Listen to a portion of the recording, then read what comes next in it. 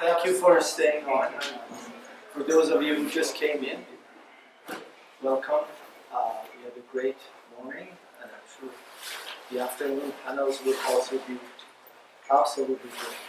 So in the afternoon, we will start with a presentation from Dr. Steve Garlick from Sociology Department, and then a response from Dr. Emile Fromet de Rosnay, if I say it right, from French Department. Unfortunately, Dr. Alan Mitchell from English, due to some family responsibility, could not come. So we're going to have to go along, and I might actually end up making a few comments on my own as a replacement, last-minute replacement, but we'll see how it goes. So please join me in welcoming Dr. Garlick.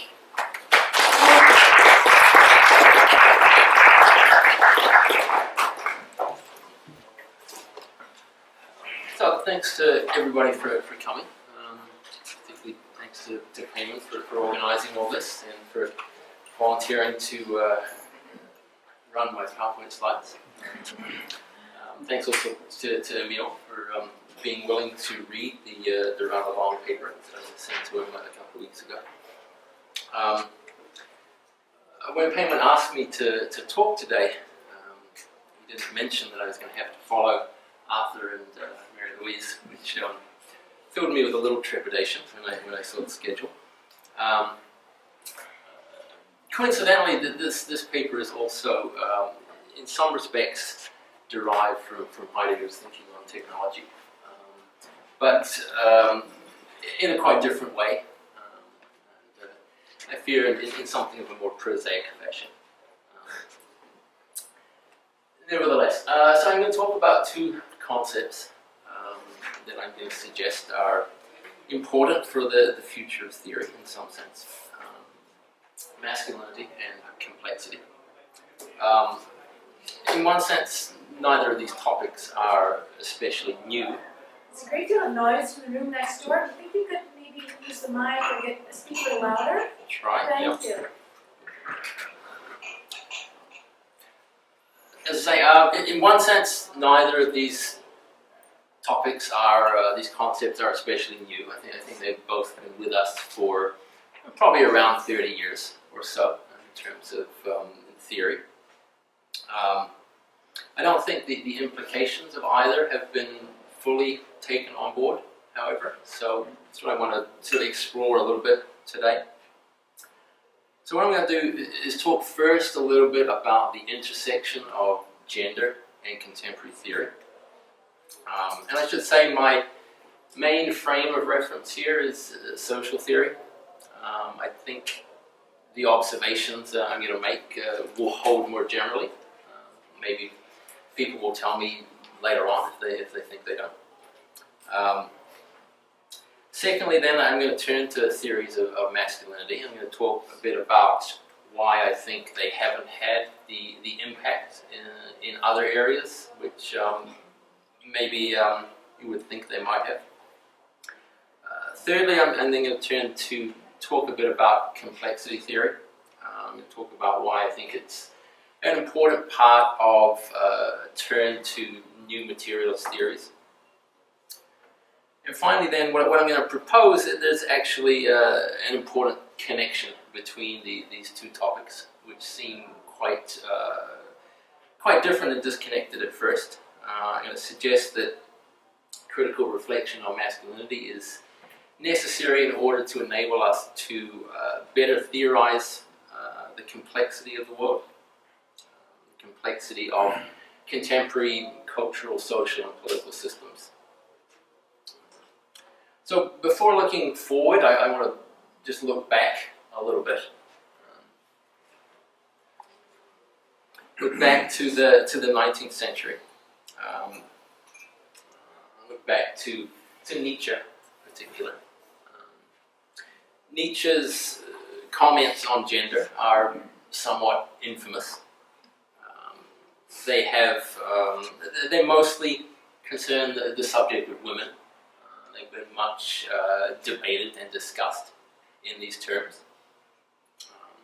It's also been suggested that Nietzsche's philosophic project for overcoming nihilism depends upon something like a heroic masculine ideal, his invocation of a strong, hard, willful figure who reasserts control and creates his own order. My intention in bringing up Nietzsche and this material, however, is not to get into sort of debates over how one should read or interpret Nietzsche. There are many different ways that one can go about doing that. What I merely want to do is to really register the centrality of gender in Nietzsche's work. And in this respect, he was very much a product of his time. And this is precisely the point, I think, that Nietzsche sensed something about gender as important to the modern world. For him, the fate of modernity, the possibility of achieving freedom, the need to affirm the vitality of our embodied existence, all these things require a passage through a gendered relationship to life. So rather than viewing Nietzsche's comments on gender as something that is extraneous to the serious matter of his philosophy, what I'd suggest is that he intuited something about the importance of gender, something that I think is lacking from a lot of contemporary theory. I think with the exception of avowedly feminist theory, someone like Donna Haraway that was brought up this morning would be an example. With the exception of that sort of work, gender remains a topic that's largely peripheral to today's major theorists. When it is broached, it tends to be restricted to discussions related to the family or the private sphere. And I think that the formula gender equals women tends to be something that remains largely taken for granted. While it's become, I think, almost conventional for contemporary theorists to acknowledge the importance of gender as a dimension of modern life, such acknowledgement, I think, rarely plays a central role in their thought. So I want to turn to the work of Harden Negri here, just as a brief example to sort of discuss this. Although their concern is primarily with global capitalism, they also address issues related to gender. So we read in their most famous work that those who are against empire, while escaping from the local and particular constraints of the human condition, must also continually attempt to construct a new body and a new life. This is a necessarily violent, barbaric passage. These barbaric deployments work on human relations in general, but we can recognize them today, first and foremost, in corporeal relations and configurations of gender and sexuality. So this is taken from the central, they call the intermezzo section of their book, right, which they describe as the hinge in the book between their analysis of culture and their analysis of production. So it's Harden Negri's claim that the object of capitalist exploitation is no longer specific productive activities, but the universal capacity to produce, which therefore leads them to consider the issue of gender in relation to reproductive labor and the social institution of the family. Their biopolitics, more generally, concerns the power of life to resist control and to determine alternate productions of subjectivity. I think when one is speaking of bodies, when one is speaking of biopolitical production, the topic of gender can never be very far from the surface. And Harden Negri frequently gesture towards its importance. They don't think this promise is ever fully realized. If we look at Commonwealth, which is the third and I think most fully thought out in their books. We see the same move being made. Gender appears when the discussion turns to the family, when it, particularly in its connection with what they call the common, which refers to both our material and social worlds. But the subsequent discussion continues largely unaffected by these comments on gender. I think what's most notable overall is a lack of attention to issues related to gender in Hardenegri's work, right? Particularly if you look at it in comparison to the amount of space devoted to discussion of issues concerning class and race. And so I use their work just as a brief example, because I think this is a pattern that one can discern in the work of many contemporary theorists. I think in their work, gender remains mostly sequestered in terms of discussions relating to the family or the private sphere, issues connected to sexuality also. The subject of masculinity tends not to be broached at all, or very real. So, to begin to partially explain this situation then, I'm going to turn to masculinity studies and ask why its influence has been so restricted. So, when we do that, what we find is a field in which Raewyn Connell's work, her theory of hegemonic masculinity, is very prominent. Really sort of dominates the field as a whole.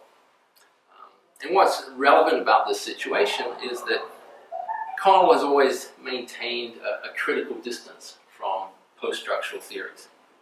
And this has meant that theory development in the area of masculinities has been increasingly divorced both from feminist theory and from the mainstream of theory more generally.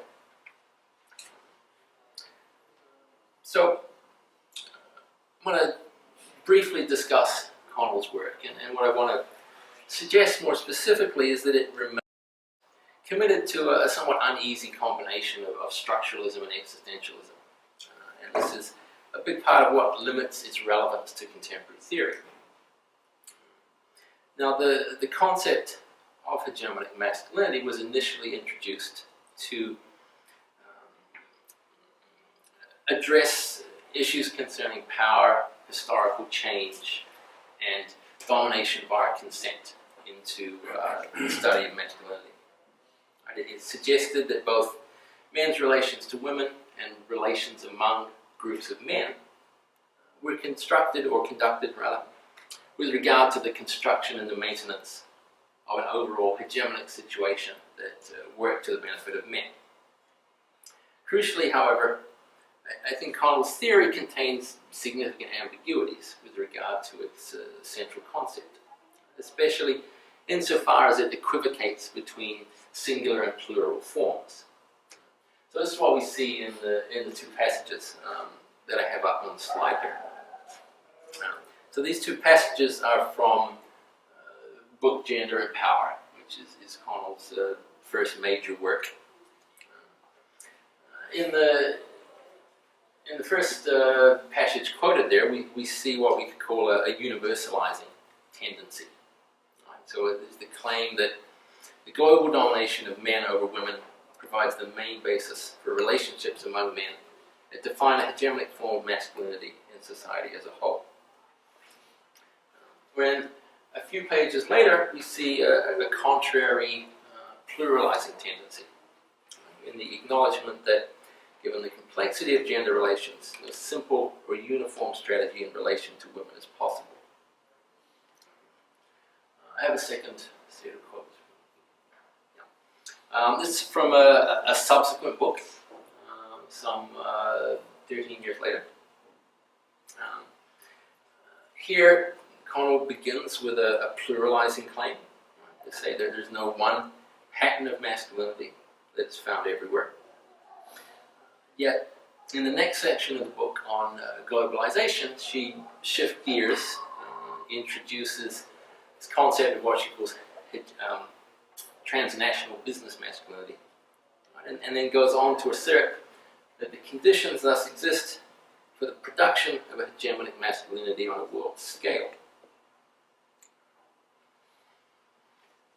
The issue here, as I see it, is that insofar as hegemony is a concept that references leadership, and insofar as hegemonic masculinity stands atop a hierarchy of masculinity, and it implies, without ever really being clear about it, that there's a single coherent model of masculinity that serves to sustain hegemony. Yet I think this is a claim that seems less and less convincing today when we consider the diversity of cultures in which we inhabit.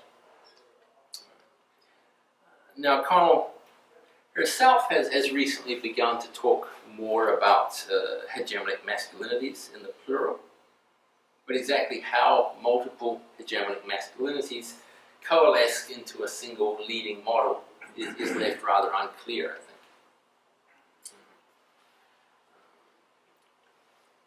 I think. The problem, I think, largely lies in the fact that Connell has always tied the concept of hegemonic masculinity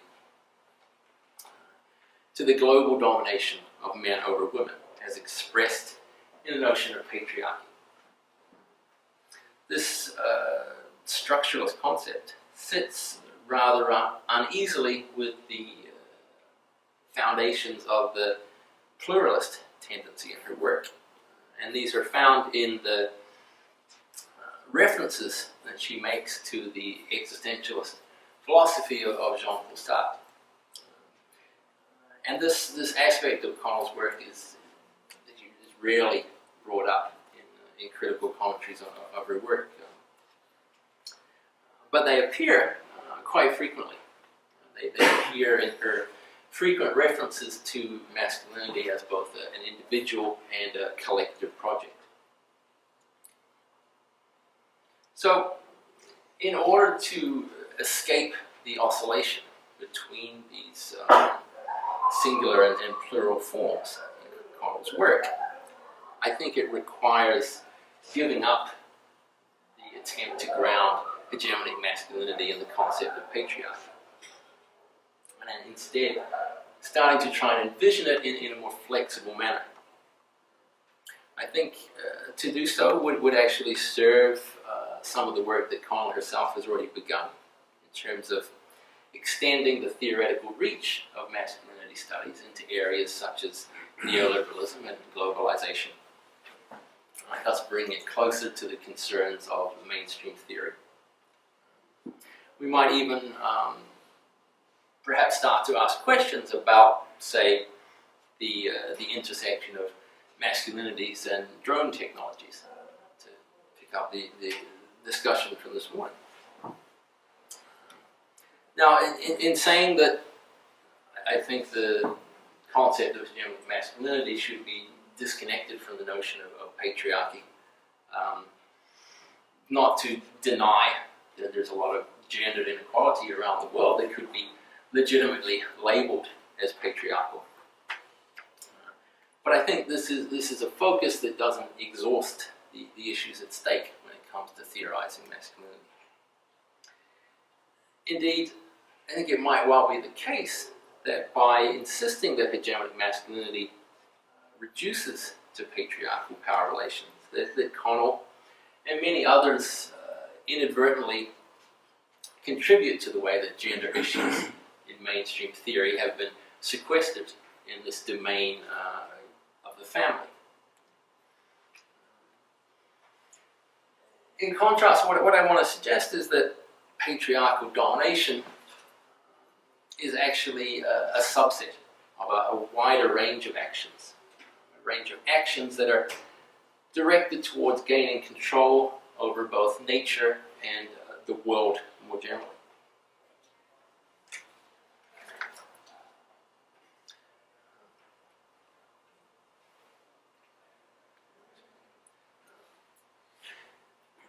In this sense, then, hegemonic masculinity could be said to represent an attempt to overcome Nietzsche's problem of nihilism.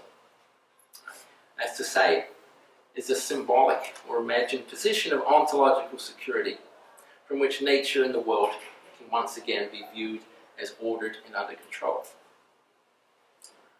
In the language of complexity theory, anticipating the argument that I'm just about to make, we can say that hegemonic masculinity is an attractor, positioned within a web of symbolic meanings around which gendered patterns of behavior are organized.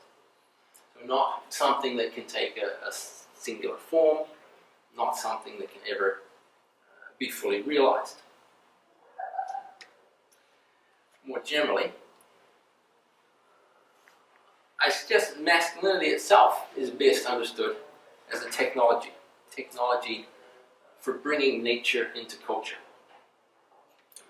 In Heidegger's terms, we can understand masculinity as a form of modern technology that brings forth nature to be ordered, regulated, and secured. From this perspective, control over nature is central to both material security and to the ontological security offered by gender identity. And thought in these terms, theorizing on masculinity begins to converge with materialist trends in contemporary theory. This is especially the case, I think, insofar as we consider our bodies to be our most direct link to the natural world. Historians of masculinity generally agree that continual struggles over men's bodies to secure and define them are central to their topic in the modern period. And I think this is something that we see played out in a number of ways in modern culture. A renewed emphasis on embodiment, especially on the agency of bodies in social processes, in relation to technologies of masculinity, I think effectively draws masculinity studies closer to other important strands of contemporary theory, such as those that address topics such as affect or biopolitics. Fundamental to these trends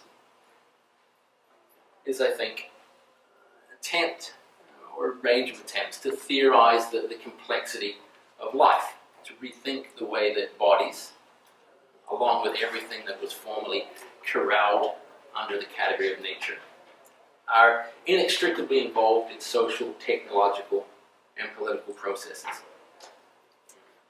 And what I'm be moving towards here is a suggestion that hegemonic masculinity forms a response to the problematic of complexity. Complexity theory itself is not something that is easy to define, both because it's not a single theory and because it's been taken up in a number of different ways by different theorists in different disciplines. In an important sense, though, we can identify a number of important characteristics that tend to appear in complexity theories. Complexity theory can be viewed, first of all, as the re-emergence of systems-based theorizing.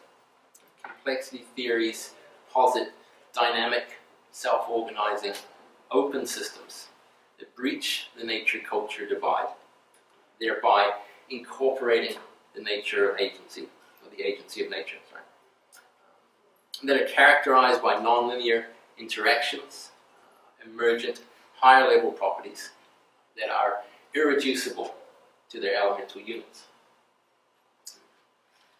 Complexity theories aim to move beyond dualistic conceptions of structured versus unstructured systems, or beyond deterministic order versus chaotic disorder.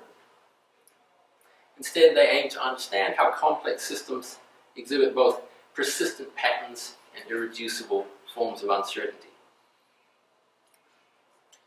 Important considerations follow for theorizing social change, cultural change. Central to a complexity perspective is a rejection of linear change based in proportionality of causes and effects. Instead, there's less predictability about the results of and greater recognition of the at least potential for self-organizing processes to overtake the prosaic course of social reproduction, to lead to the emergence of new forms of order. I think it's important to note here that in introducing this material, embracing this complex concept of complexity, is not simply a matter of taking something from the natural sciences and bringing it into theory. There arguably are examples of complexity theorizing within the social sciences and the humanities, going back at least to the 19th century. Some people have argued that Marx's dialectical philosophy is a form of complexity theorizing. Other people have suggested the Frankfurt School, the idea of negative dialectics, is a type of complexity theory. More recently, a lot of people argue that post-structural theorists, people like Derrida, are implicitly sensitive to complexity or are responding to complexity in their work.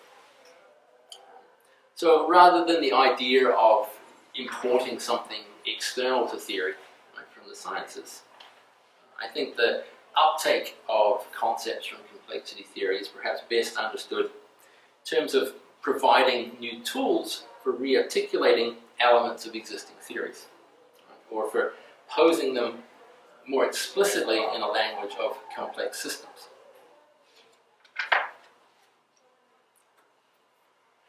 And I think when we examine it, we can see that appeals to complexity are implicit or inherent to a lot of contemporary theory. For example, in relation to topics like affect or biopolitics. For example, affect theorists like Masumi, Thrift, Protevi, all draw fairly explicitly on complexity theory. Similarly, Hart and Negri's account of biopolitical production and the idea of the self-organization of the multitude can be viewed as a mode of complexity theorizing, as can, I think, a lot of other contemporary work in biopolitics. I would also suggest that a lot of recent theory that has been grasping with the somewhat imprecise notion of globalization is also really a theory that's trying to get to grips with the complexity of the world.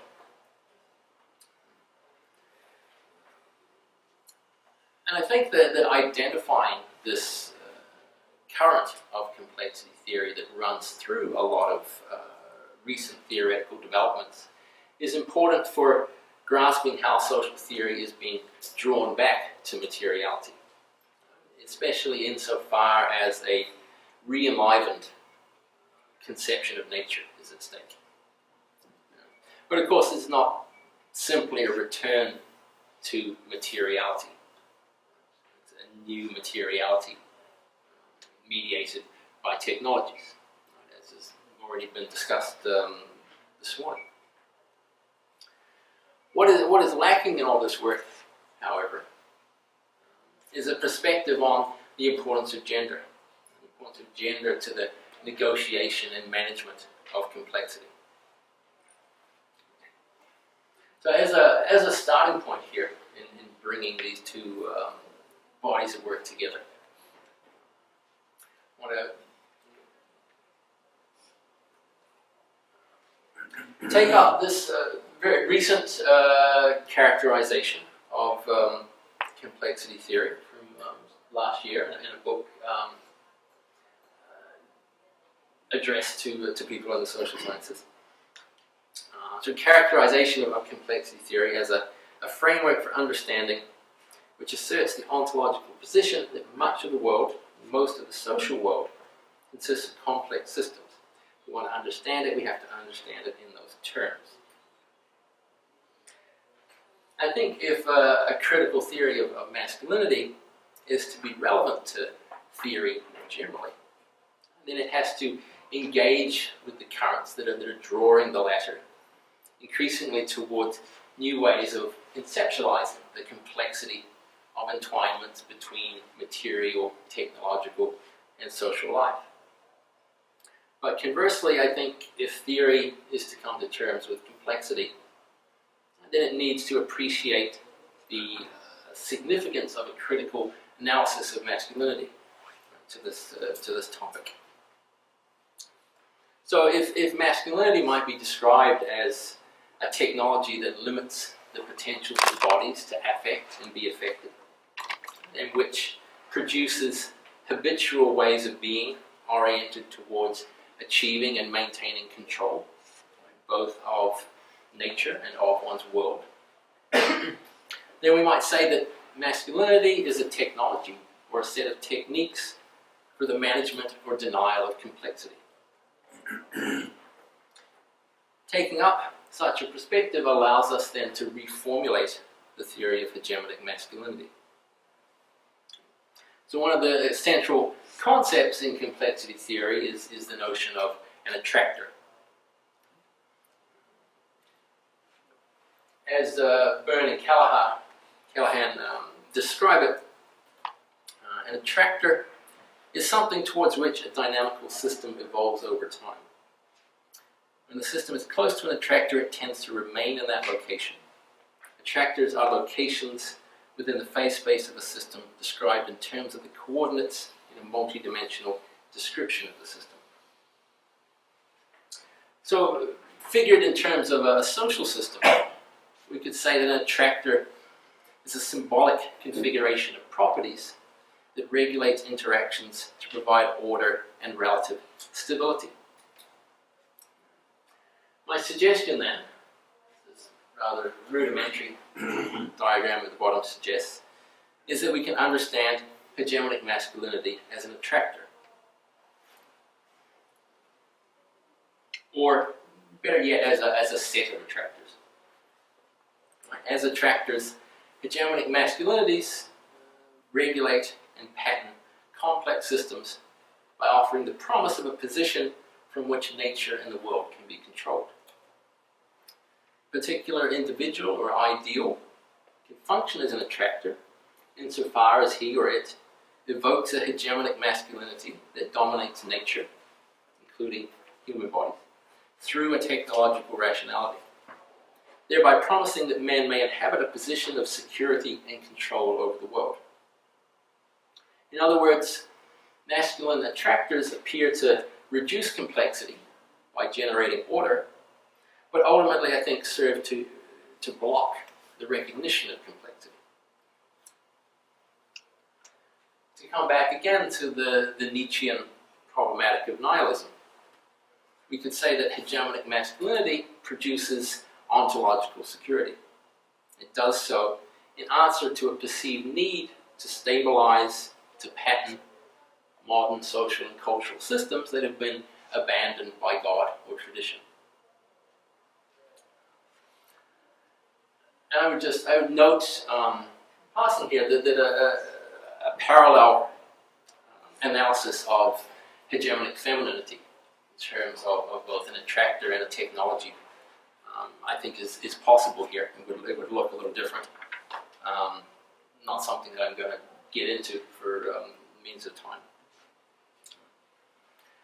But what I will say is that masculinity and femininity as technologies of nature, I think, manage one of the central contradictions of modernity or enlightenment.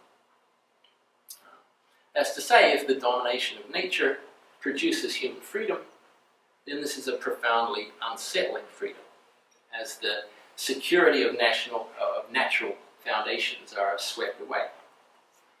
Masculinity, I think, answers to corresponding desires for control and certainty.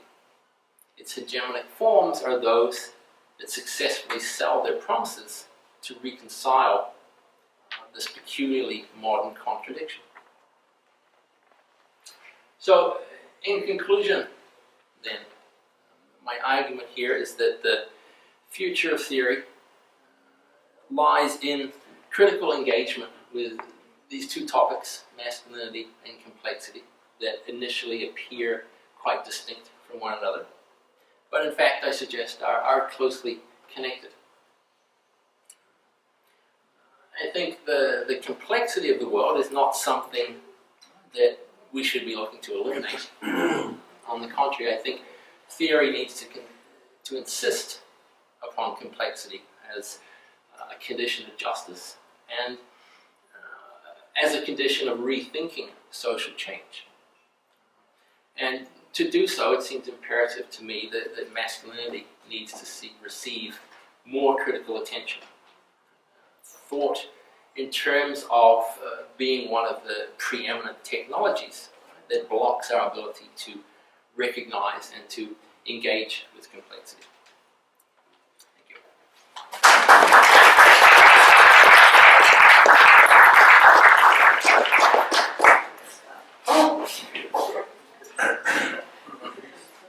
Yeah.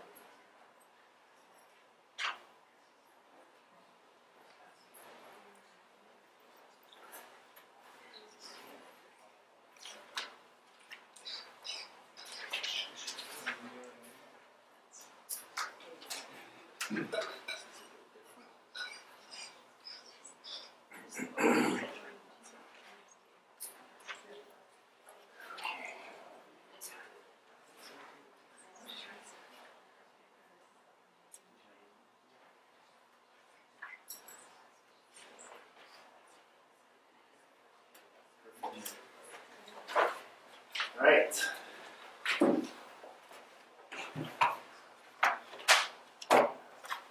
So, thanks, Peyman, for a really great symposium, and also for other very different people.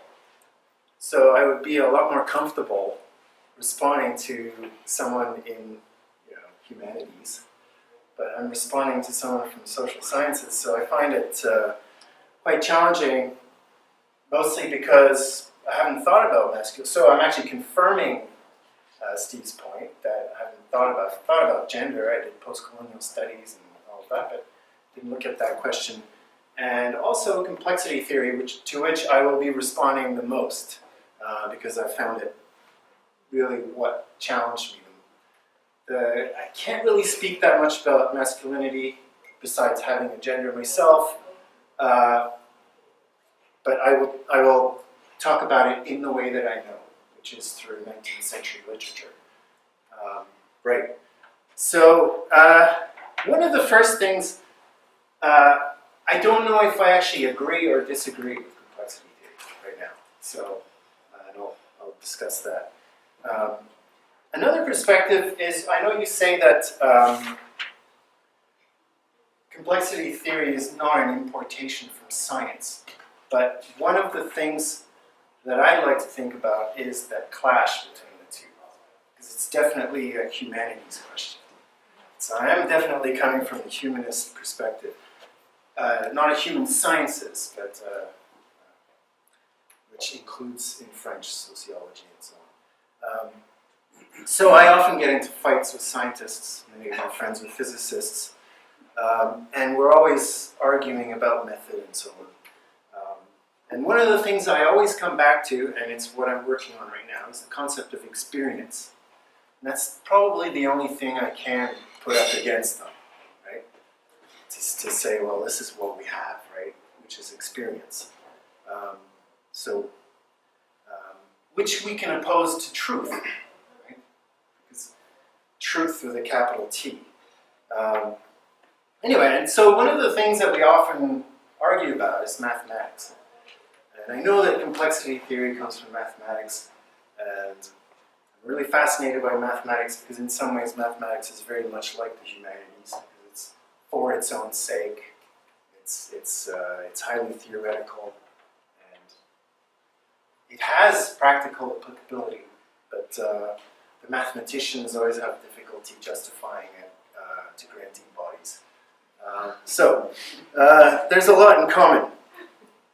So complexity theory. So it makes me think of network. So I asked you, is complexity theory about networks? And so, but first of all, let's deal with, if you could.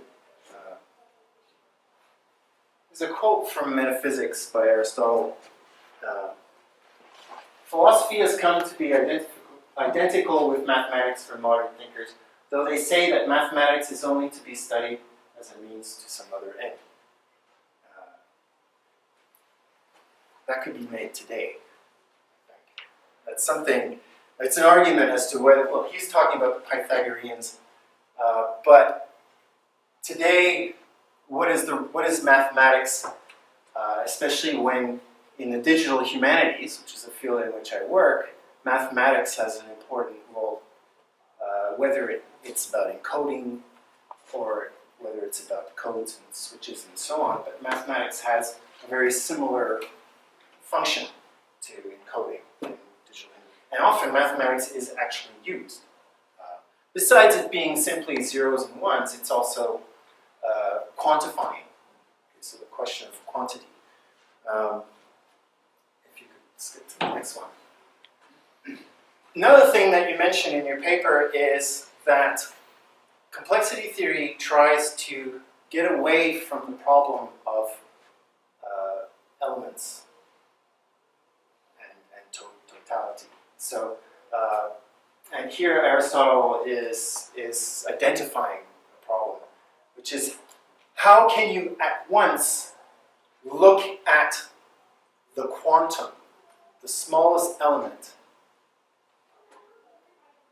and have that explain the whole and vice versa. What you're leading to is an infinite regress. So this is the whole problem of structure that structuralism didn't take into account. It's the problem of form and the saying that the structure is greater than the parts, which is the structuralist definition of structure. So in a sense, they were simply reproducing that problem that Aristotle had identified. So there's that question, and so I wonder how we can think, because you're saying that no, complexity theory is actually trying to think of a system or a network that goes beyond this issue. So this is where I'm saying I'm not sure whether I agree or not. Right, so let's look at network. This is from Galloway's, it's a blog post, recent blog post, Network Pessimism. During the age of clockwork, the universe was thought to be a huge mechanism with the heavens rotating according to the music of the spheres. When the steam engine was the source of newfound power, the world suddenly became a dynamo of untold thermodynamic force. After full-fledged industrialization, the body became a factory. Technologies and infrastructures are seductive metaphors. So it's no surprise and no coincidence that today, in the age of the network, a new template imprints itself on everything in sight. In other words, the assumption everything is a network gradually falls apart into a kind of tautology of presentism. Everything right now is a network because everything right now has already been defined as a network. So again, I'm not sure if complexity theory can be reduced to this, if it's the same thing. At first, I think it seems to be, but it needs to be thought further. So everything is a network, and the best response to networks is more networks. And so, or Bruno Latour would say, ontology is a network. And so this, according to Galloway, this network fundamentalism, whatever exists in the world appears naturally in the form of a system. So I'm not sure if a system is exactly the same thing as a network, and of course I don't know systems theory that well, so this is why it's difficult for me to actually decide whether I agree or not, because I find it very appealing to think of complexity the way that Steve has defined it, or looked at it. So lots of different other kinds of network ecology, assemblage, which is favorite to all of us Deleuze-Guattarians. And Galloway claims that there's a sort of, the network creates a sort of allergy to historicization through this presentism. And it's a new grand narrative. The network is it's our new grand narrative. Okay. So in my digital humanities work, what I've done in the past is looked at the topos. Right? We're talking about not space, but place. A place is a specific place. Not yet. And what we were trying to do, this is a research group, we were trying to locate literary topoi across thousands of novels before the French Revolution. And we were trying to identify literary topoi which were defined as narrative configurations. So let's say an agent, an action, and a patient, or a circumstance, to use semantic terms. So a person does something, or a man robs a king, or whatever. So we were trying to look at these occurrences through the history of the novel. And of course, the computer is very helpful because you can use a computer to identify semantic structures, and it can locate it. It only has 2 neurons, but it can process things really fast, whereas we're kind of dumb and slow, right? But we're more intelligent because we can understand what's going on. So the problem there is that we identified hundreds of occurrences of a particular thing. But what happened is that you have hetero occurrences, this is what I call them, is one occurrence can belong to several categories. And so as soon as the machine is making the decision for you, it's deciding by the categories that you've put into place into the machine, it decides for you. And so even though there's a possibility of multiplicity, what we risk doing with the topos, which is the overarching, the general, is reducing the occurrence, the singular, to a general. And so again, I'm not saying that complexity theory as you define it is doing that. Is it doing that? That's what I'm asking. So that's my sort of negative approach to digital humanities anyway. So is the topos an attractor? Right. So instead, what I'm trying to do with digital humanities is projects of decreation, where we take apart the machinery. We use the machinery for its own sake. It's valuable in its own sake. It's not just a means. But the machine can help us to look at the literary for its own sake. So there's a dialogue between the two. It's not just, so it understands that there's a mediation happening. And so the ideal situation then is to create that dialogue. And complexity theory could also be creating such a dialogue. Also, the interesting part about the topos and the occurrence is that the occurrence has a specific intelligibility. And I think Arthur brought up this idea that the creation, the art drone aesthetic, the aesthetic of drone aesthetics highlights this sort of historical intelligibility. So this is what we're in some ways trying to get at. How long have I? Okay, well, yeah, The longer I take, the less you have. The less time you have. Which is good for me and bad for you. Okay, so now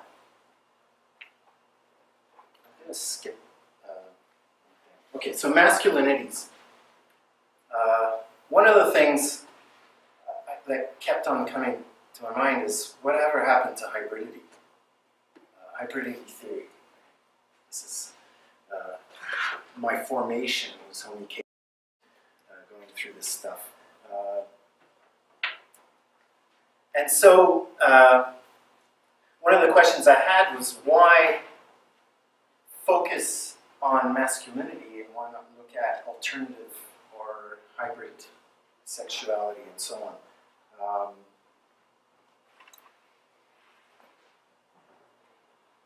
And so, but the one thing I do know more recently is that, just from what I've been reading, is that in the 19th century, you've already got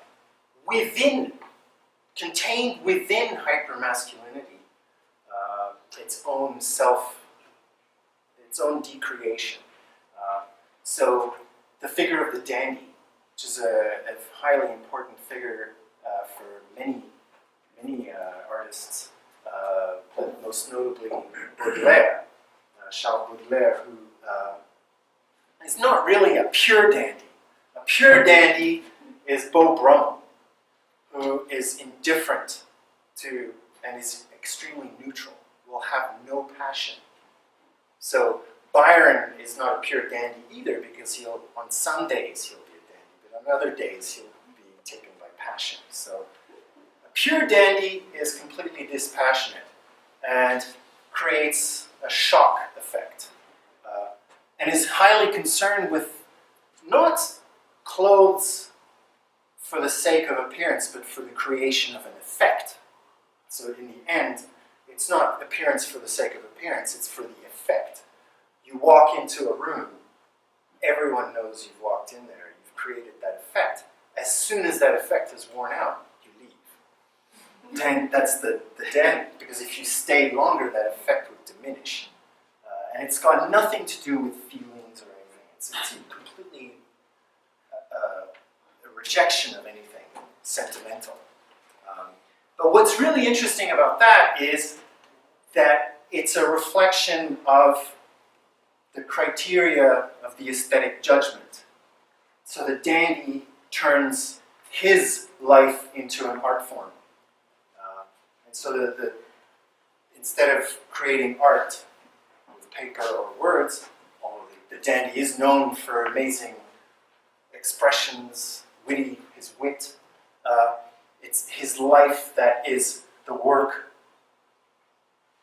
That is the work. And it's eminently modern, as Foucault says when he talks about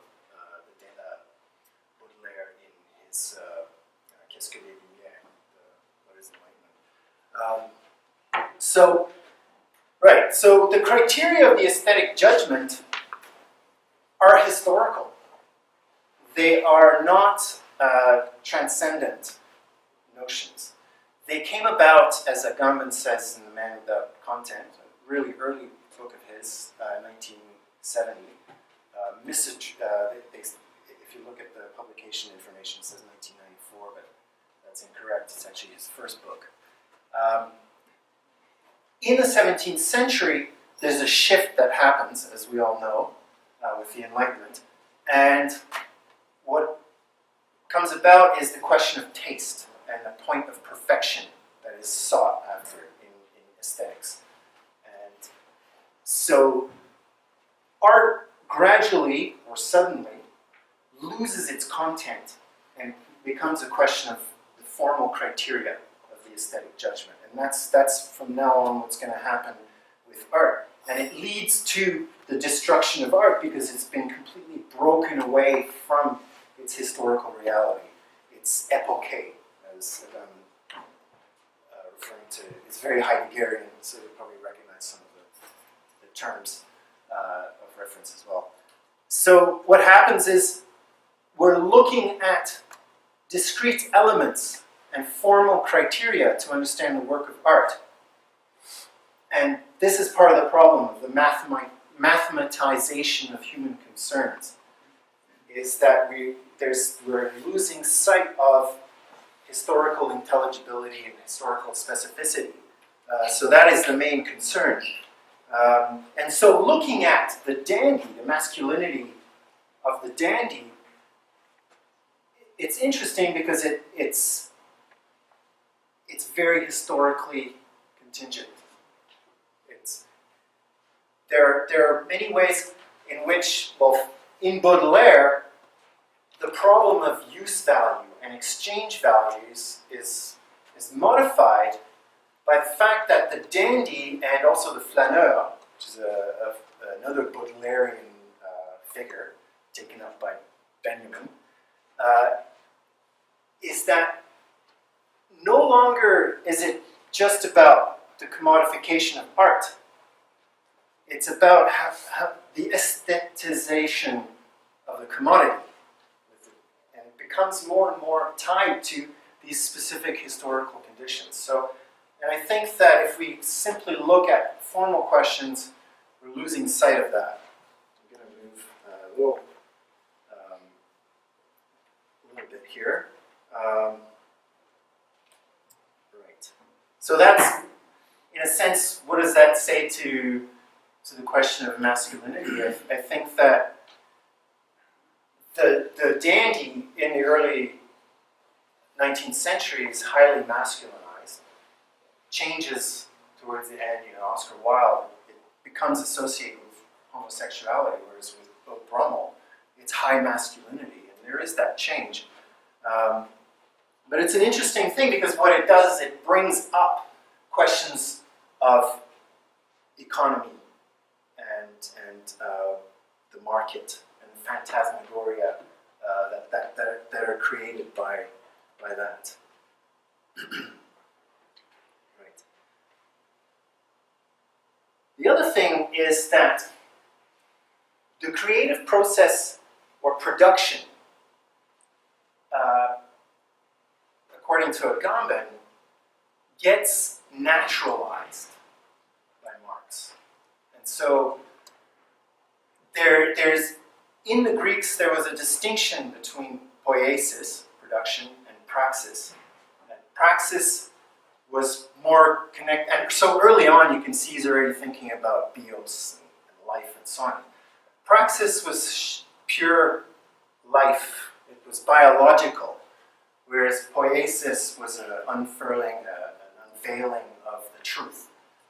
And this distinction gets lost across time, so that Marx will say something like, production, man produces universally. And so naturally, it's labor is a natural thing. And so the question of production is highly gendered too. It's even in digital technology, we talk about the male maker, and so trying to deconstruct that. So I think there's some more connections to be made there.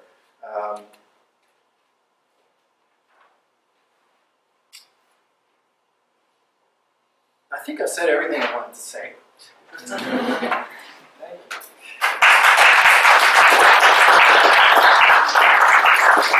you. Full quote. So you're good in terms of our timing, and as I promised, you just probably in the same vein as Emile posed his questions. I'm going to pose just some kind of I just give you a sort of trend of thought, and perhaps then after that Steve can sort of come back and give us some responses. So I really enjoyed the presentation, and I like the way you actually sort of the presentation took off with the reference to Nietzsche. For whom this kind of response to nihilism and this kind of I don't know, domestication, if you like, I don't know what term to use, but of the passion or the savage. Probably savage is a better term rather than savage, which in English is taken as barbaric or something.